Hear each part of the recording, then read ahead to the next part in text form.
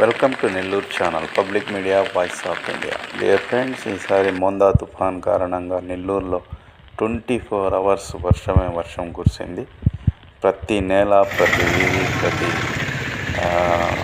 ప్రాంతం తడిసి నేల ముద్దయింది. అయితే ప్రాణ నష్టాలు కానీ పెద్ద నష్టాలు ఏం జరగకపోయినా అయితే 24 అవర్స్ ఏకధాటిగా వర్షం కురవటం నెల్లూరులో ఇది ఈ మధ్య కాలంలో ఇది రికార్డ్ అని చెప్పుకోవచ్చు. అయితే నిర్మానుష్యంగా రోడ్లన్నీ నిర్మానుష్యంగా మారిపోయినాయి. కాకపోతే ప్రభుత్వం అలర్ట్ చేసింది ప్రజలకి ఇళ్లలో నుంచి రావద్దని చెప్పి.